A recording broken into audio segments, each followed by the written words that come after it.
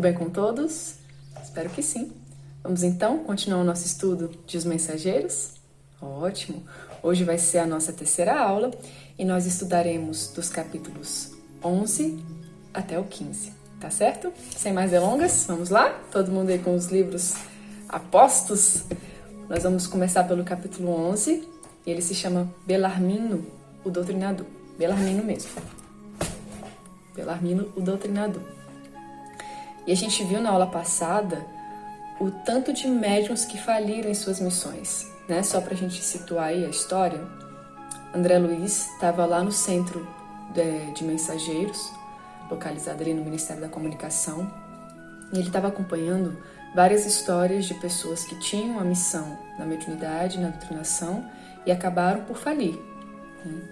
Então, ele primeiro teve contato com alguns médiuns, e agora, nesses capítulos que nós iremos estudar hoje, nós vamos ver alguns doutrinadores. Porque, sim, doutrinador também falha em sua missão. E o primeiro que nós vamos acompanhar é o Belarmino. Assim que ele começa a conversar com André Luiz, André percebe que se tratava de um homem com muito conhecimento a respeito do assunto, né? A respeito das verdades, do espiritismo, da doutrina. Então, André fica surpreso até em que ponto que ele chegou a falhar, sendo que ele estava tão esclarecido. E ele conta que ele teve todo um preparo para poder estar lá junto dos seus irmãos.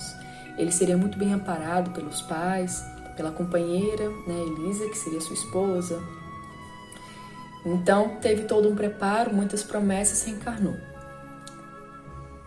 Seus pais o colocaram na doutrina desde cedo, desde pequenininho. Ele se viu trabalhando da melhor maneira que ele podia. As situações aconteceram para que ele fosse o presidente do Centro Espírita e assim foi feito. A sua missão consistia, ele dizia, em doutrinar, primeiramente com o exemplo e em segundo lugar com a palavra. Olha só que coisa interessante para nós doutrinadores. Doutrinar primeiro pelo exemplo. Será que a gente faz isso? E depois com a palavra. A missão de um doutrinador, e vocês sabem disso, ela é muito séria. Porque no nosso diálogo, na nossa conversa com o Espírito, é nós ditando justamente as condutas a serem tomadas, as atitudes corretas a serem feitas. E se a gente está no caminho completamente contrário disso, a nossa palavra não tem valor algum. Então, se somos doutrinadores, temos que doutrinar primeiro com o exemplo. Isso é interessantíssimo, tá aqui no livro. Primeiro com o exemplo. O maior doutrinador que nós já tivemos notícia, quem foi? Foi Jesus. Então, olha só a nossa responsabilidade. Quando eu li esse livro a primeira vez, eu já estava doutrinando no centro. E aí eu fui começando a ler e só médium falindo, né? Até hoje, né? Não tenho mediunidade ostensiva, continuo na doutrinação. E só médium falido, opa! Ser médium é mais difícil mesmo e tal. Aí chegou nessa parte aqui dos doutrinadores falidos. E ixi, é uma missão também. Não é só sentar lá e conversar. Não é simples assim. Requer um estudo. Você precisa saber do que você está falando. E principalmente você precisa vivenciar isso. Não temos que ser perfeitos para doutrinar, senão não tinha nem doutrinação, não tinha ninguém lá. Mas a gente precisa pelo menos estar tentando, né? Reconhecer as nossas dificuldades, os nossos defeitos e tentar corrigir. É o primeiro passo, né? Porque se a gente está nessa tentativa, a gente consegue argumentar com o espírito assim, não, mas eu também tenho uma tal dificuldade, mas eu estou tentando assim, assim, dessa forma. A gente consegue argumentar assim. Agora, quando a gente está no caminho completamente contrário e eles conhecem a nossa intimidade, eles vão lá muito bem preparados, eles nos acompanham durante um tempo e falam imediatamente, mas por que você está me falando isso se você age assim, assim, assim? Então a gente precisa pelo menos estar ciente do que a gente precisa melhorar e estar no caminho aí de redenção, de alguma forma. Certo? Agora voltando aqui para o Belarmino. Então ele tinha que doutrinar primeiro com o exemplo e, em segundo lugar, com a palavra. Tinha muito conhecimento da doutrina, muito. Era muito estudioso, todo mundo admirava isso. Quando ele se viu na presidência e à frente de um trabalho mediúnico, ele contava com 8 médiuns muito dedicados. Veio nele um sentimento de querer provas científicas da parte mediúnica. Provas para saber que realmente se tratava de espíritos, realmente se tratava de uma comunicação com o além. Exigiu provas dos médiuns que na maioria das vezes não conseguiam. Normal. A cada um segundo suas obras, é que ele fala. E a espiritualidade, ela não está preocupada em sanar nossas dúvidas, em nos provar qualquer coisa que seja. Não era o foco. E ele queria, e ele estava à frente do trabalho, ele fazia exigências, e isso deu brecha para vários espíritos zombeteiros que se apresentavam com grandes nomes da filosofia, da religião do passado. E ele queria as provas científicas. E ele pensava, poxa, mas aqui não é uma comunicação com o além? Qual é a dificuldade? Qual que está sendo a barreira? Se eu evocar um espírito tal, por que ele não aparece aqui imediatamente? E isso gerou um desconforto muito grande. E ele passou a dúvida total. Não estava acreditando mais em nada e em ninguém. As coisas materiais começaram a falar mais alto também. Deu muito valor a isso que é tão passageiro. E se viu no fim da vida, repleto de enfermidades, mas um palácio. Cheio de servos e coisas materiais, mas com o coração deserto. E assim ele partiu, com remorsos, com decepções, e falhou na sua missão. De tanto querer prova, chegou lá do lado de lá, de mãos vazias. E foi um doutrinador que faliu. Existe também. E o próximo capítulo, capítulo 12, vamos ver outro doutrinador que faliu. E a história dele eu acho ainda mais grave. Vamos ver? Então vamos lá, capítulo 12, a palavra de Monteiro. Monteiro também tinha saído de nosso lar com muitas promessas e ele seria um doutrinador. Ele saiu praticamente junto com o Belarmino, assim, na mesma época. Então, assim aconteceu. Ele era também muito estudioso da doutrina e ele gostava muito dessa atividade de doutrinar. Porém, no centro espírita dele, tinham 4 reuniões mediúnicas e ele comparecia assim, com uma assiduidade impecável. E nas doutrinações, o que ele gostava? Ele gostava de reduzir os espíritos a zero. Quando vinha um obsessor, ele amava, porque ele gostava de mostrar que ele não era nada, que aquele caminho não levava a lugar algum. Os sofredores que vinham, ele mostrava que você caiu por sua culpa própria. Ele tinha exortações na ponta da língua para humilhar os espíritos. Quando vinham padres, ele amava, ele adorava. Porque ele tinha decorado, ele em casa estudava alguns trechos da Bíblia para, quando vinha o padre sofrendo, sem entender o que estava acontecendo, ele colocava ali as passagens e falava, mas você não sabe o que isso, por que você não pregou isso na sua vida? Aí era o que ele fazia. Muitas vezes, ele palestrava ali com os espíritos horas a fio, sobre paciência, e assim que terminava a sessão, tinha algumas crianças brincando na rua, ele abria a janela e começava a gritar com as crianças. Muitas vezes ele falava sobre serenidade, e quando terminava a sessão, se tinha alguma senhora com uma criancinha chorando, ele reprimia. Cala a boca dessa criança, pelo amor de Deus. E isso, entre outras coisas. Falava sobre perdão, mas no seu negócio particular, que ele era um comerciante, ele perseguia aqueles que estavam devendo da melhor forma para humilhá-los mais, para ele conseguir tirar mais dinheiro. E foi assim. Pregava, pregava, pregava, não fazia, não fazia, não fazia. Quando desencarnou, se viu numa região complicadíssima. Ficou em pânico, ficou desesperado. Porque ele sabia das verdades espirituais, sabia que aquele local era um local ruim. E ele, mas por que eu tô aqui? E ficava desesperado, gritava, mas por que eu tô aqui? Por que eu vim parar aqui? E os espíritos ao redor falavam o quê? Paciência, serenidade, Monteiro. Ué, mas você morreu e não desencarnou? Era uma coisa que ele falava muito para os espíritos. Você morreu e não desencarnou? E ele sabia o que tinha que ser feito, sabia que tinha que fazer uma prece, tinha que se arrepender, mas ainda estava muito ligado naquela situação. Não seria uma prece verdadeira. A gente precisa se desvincular totalmente daquela situação que está nos fazendo cair para a gente poder se reerguer. Eu tinha essa impressão, né? Eu tinha todo um plano caso eu acordasse no umbral, se eu desencarnasse. Eu falava, não, é o seguinte, se eu desencarnar e me deparar naquela região, o primeiro ponto é uma prece. Vou fazer uma prece bem sentida, que aí ninguém vai deixar de escutar minha prece e tal. Mas não é só isso.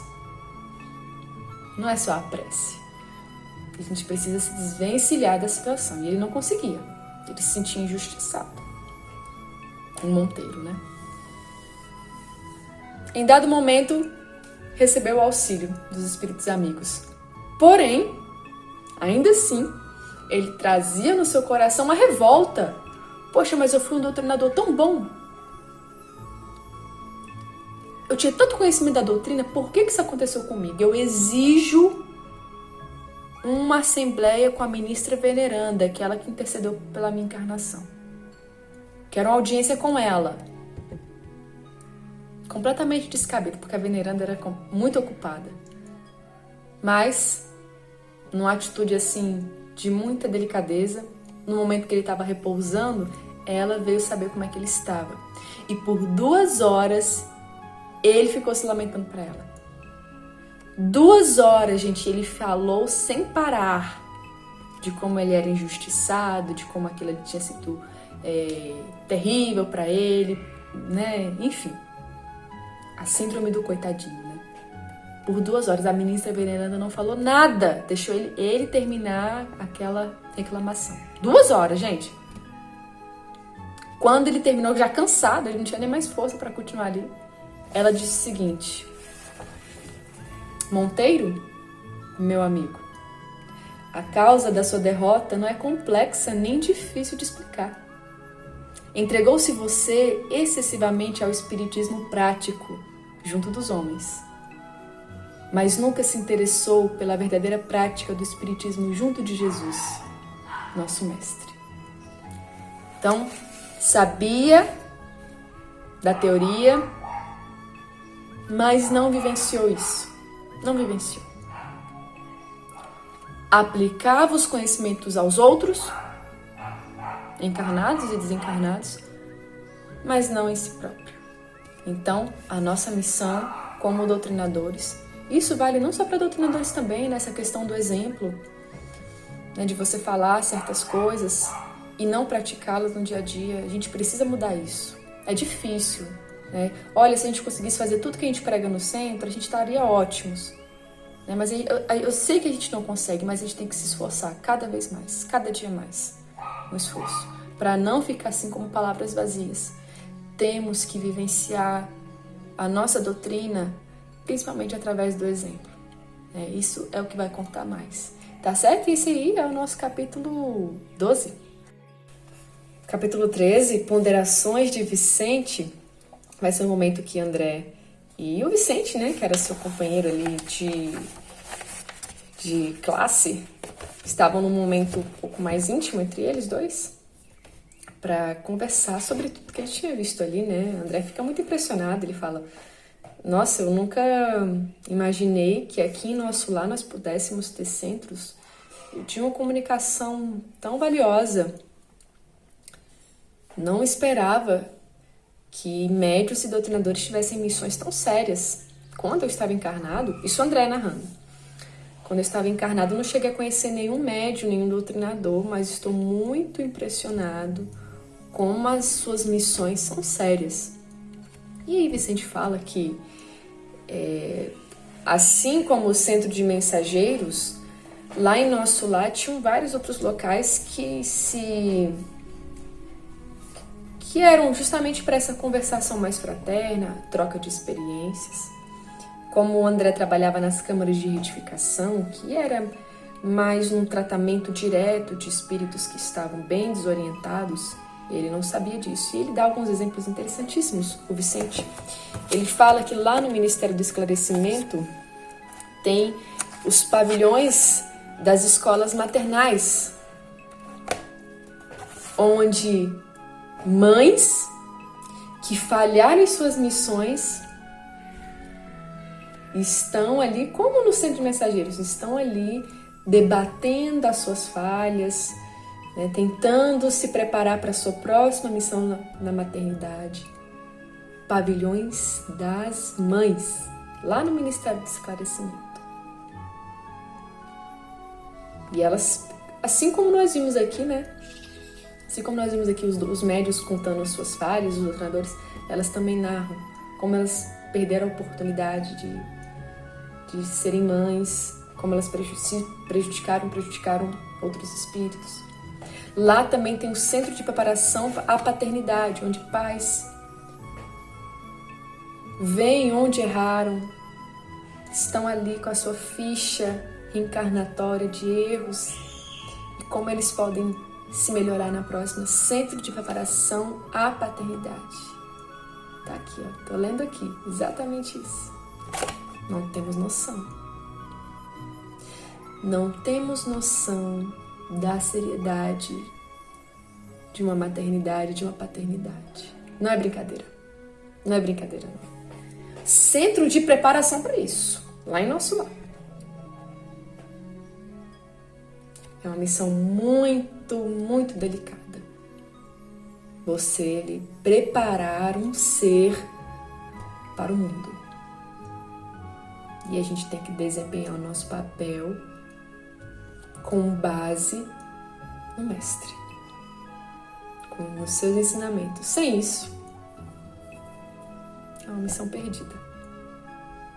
Sem educar os nossos filhos com fé em Deus, na religião, qualquer que seja, fica difícil. Fica difícil. Porque vai se tornar um adolescente, um jovem materialista, que pensa que morreu, acabou, que essa é a única vida, e a gente vai ter problema com isso. Nós temos alguns pais que hoje falam o seguinte: não, mas eu vou deixar crescer, e aí se a criança quiser ter uma religião ou não, quando ela tiver idade para pensar nisso, vai ficar a critério dela. Não, gente, não é o caminho, não. Nós, como pais, temos que orientar desde cedo, porque senão a nossa missão seria como de qualquer outro, de um primo, de um vizinho. Não, quando você crescer, você toma suas decisões. Não, a gente tem que encaminhar.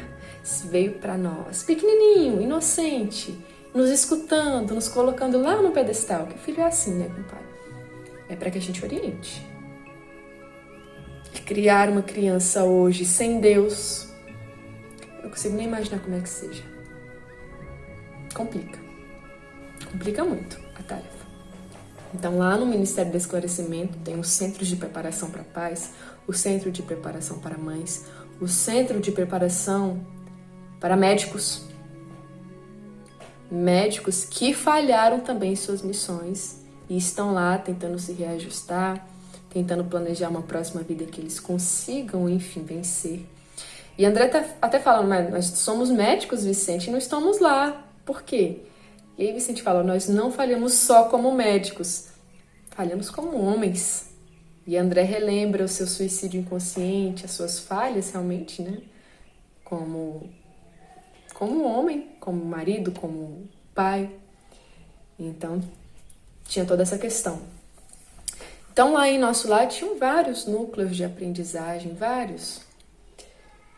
E normalmente, né, a população de nosso lar se constituía de pessoas que tinham, infelizmente, falhado, né, nas suas missões. Cada um com a sua particularidade, né? Missão como mãe é uma missão. Missão como dona de casa é uma missão. Missão como médico, missão como médium. E ali, né, de muitas pessoas, infelizmente, na hora que volta aqui essa carne, carnezinha difícil, acaba esquecendo de como tem que agir e se perde. E ele dá um exemplo de um amigo dele que era médico, o Vicente, né? Dá um exemplo de um amigo dele que era médium e, em determinado ponto da sua existência, se tornou completamente irresponsável. Ele fazia cirurgias, mas ele estava tão ligado às questões materiais que ele muitas vezes cometia vários erros. E alguns espíritos que acabavam desencarnando, não por causa, né, dos erros, mas porque era a hora deles mesmo, quando chegavam do lado de lá e via que era um médico muito imprevidente, obsediavam ele. E ele sentia aquilo, ele sentia culpa, porque ele estava fazendo ali a tarefa dele com o pensamento em outro local, e ele ficava, meu Deus, será que essa pessoa morreu por minha culpa? Será que não? E aí ele era acompanhado de perto de 2 espíritos que não conseguiam perdoá-lo. Então estava numa situação assim dificílima. Então tem vários casos de pessoas que acabaram falhando, né? E a gente tem todo esse conhecimento aqui. Não tem como alegar que não sabíamos. E seja qual for a nossa missão, qual for, como professores, como trabalhadores do centro, nos esforcemos ao máximo para não falharmos. Vamos lá? Capítulo 14, preparativos. Então, quando foi à noite, Vicente e André receberam a visita de Aniceto, seu instrutor. E ele falou que no dia seguinte eles começariam com os trabalhos, né? Realmente seria a hora de colocar a mão na massa. E André estava muito feliz, estava muito ansioso e se lembrou dos momentos que ele estava realmente na Terra, tentando auxiliar, na maioria das vezes, a sua família, sem sucesso. E aí, Aniceto capta o seu pensamento e fala que muitas vezes o auxílio ineficaz é porque não temos olhos de ver. É como a gente vê um mendigo e vê só a miséria, ou vê um doente e vê ali só as chagas, né, só as feridas, sem nos atentarmos à origem de tudo. Então, para que isso acontecesse, para que André e Vicente conseguissem ter olhos de ver, já que a sua missão se consistia nisso, eles precisariam ir até o gabinete, é um nome chique, Gabinete de Auxílio Magnético às Percepções, que ficava ali pertinho do centro de mensageiros. Então eles precisavam passar ali para que a sua visão espiritual se ampliasse de alguma forma e os auxiliassem em suas missões. E quando esse processo estivesse acontecendo, Aniceto recomendou oração, mas uma oração sincera, para que eles fossem ainda mais proveitosos ali naquela situação. E assim, né, eles foram dormir. Sabe quando a gente ia dormir e ia ter passeio da escola, que a gente não dormia direito, eu ficava assim, gente, uma pilha de nervos.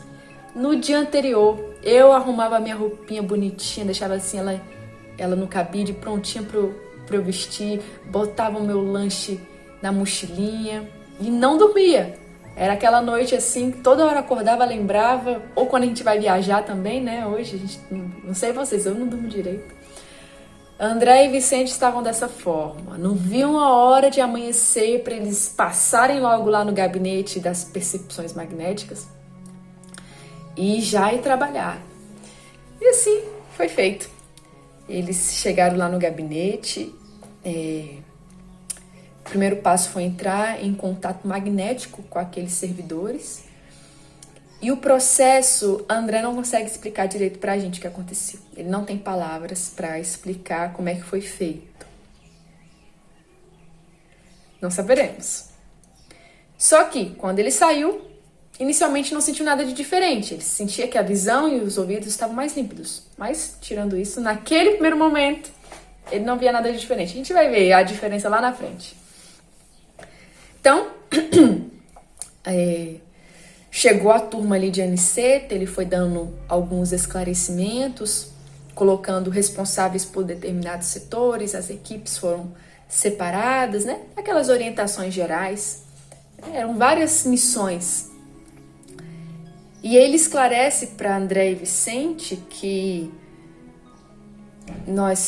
o caminho entre nosso lar, o umbral e a terra era um caminho extenso, que não seria percorrido de uma maneira tão simples, tão fácil, só com a volitação, porque eles precisavam encarar essa nova jornada de uma maneira diferente. E André se dá conta que, se fosse só o Aniceto, ele ia percorrer isso sem problema. Agora ele e Vicente, que estavam ali na sua volitação primária, eles sabiam que eles teriam um pouco mais de dificuldade, mas Aniceto ia se fazer como eles, volitando até onde dava, caminhando com o pé no chão quando precisasse. A jornada ia se constituir nisso.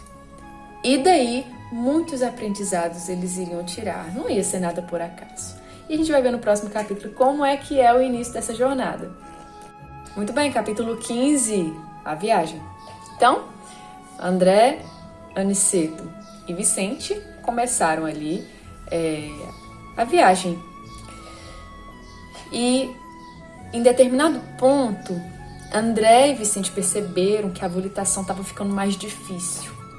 Eles entraram numa região menos feliz, né, onde as sombras predominavam. E aí eles sentiram que volitar estava ficando mais difícil. Porém, o mesmo não acontecia com Aniceto, que era um espírito de uma escala superior. E aí, Aniceto, percebendo que os companheiros estavam com dificuldade, ele falou assim: vamos continuar agora a nossa jornada caminhando. E aí eles pousaram, né? Pousaram na terra. E André falava que era uma paisagem muito triste, né? O frio predominava, muito frio, muito vento, a ventania forte. Aves de um aspecto horripilante, com seus pios. Aquele choro, aquela cena muito triste mesmo, né? E aí, Aniceto esclarece: não podemos nos afastar muito de Campo da Paz. Campo da Paz. Campo da Paz. E o nosso centro tem o nome de Campos da Paz. Engraçado, né? Eu acho que na hora de registrar veio o S aí a mais. Campos da Paz. Mas o CECAP tem cara de Campos da Paz, né? Eu não consigo imaginar chamar o centro de Campo da Paz. Ia faltar alguma coisa. Ia faltar esse S aí que colocaram a mais. Campos da Paz. Então, lá nessa região que eles estavam, tinha um dos postos de Campo da Paz, que era uma colônia, né? Uma colônia espiritual. E eles iam repousar por lá. Então, eles estavam caminhando, tentando chegar até esse posto. Eles não podiam se afastar muito dali. Quando eles aterrissam, né? André e Vicente reparam que do corpo deles, várias luzes, vários fios luminosos. E eles ficam emocionadíssimos. Era a primeira vez, André narra, que o corpo deles se revestia de luz. E ele se sentiu o mais venturoso dos homens. E os dois se ajoelham, choram, agradecem a Deus por aquela oportunidade. E Vicente fala que era um momento sublime em que eles deviam realmente agradecer ao Pai a chance de estar ali servindo e de se tornarem pessoas melhores. E aí eles vão caminhando, né? Vão seguindo. Em determinado ponto, Aniceto fala que eles apagassem aquelas luzes que estavam saindo do seu organismo, né, espiritual, para não humilhar os que não estavam nessa condição ainda lá. Que o pensamento, bastava pensar nisso, que as luzes se apagariam. Foi um efeito imediato. André pensa e aí aquelas luzes se apagam, a viagem se torna um pouquinho mais difícil, mais cansativa, o ar estava difícil de respirar, muita sombra. E que região era aquela? Era uma região como se fosse uma continuação aqui da nossa Terra, que nós não conseguimos enxergar, mas que tem. O pensamento humano ali tinha uma influência muito grande, né? Era um momento que estávamos envolvidos, né, com várias situações, com guerras, e a influência do pensamento humano lá era muito grande, era uma continuação da nossa Terra. que a gente não consegue enxergar, né? Assim como ele até dá o exemplo, como nós estudamos Júpiter, Marte, mas não sabemos como é que é a vida nesses planetas mesmo, não temos nem noção. Assim são as regiões que são continuações aqui da nossa Terra, que são várias, que a gente nem imagina que tem, mas que existem. Existem. E aquela ali era uma delas. Então eles estavam rumando para o posto de Campo da Paz. E lá aconteceriam várias coisas super legais que vocês só vão descobrir na próxima aula. Ótimo, então ficamos por aqui. Então até a próxima, se Deus quiser.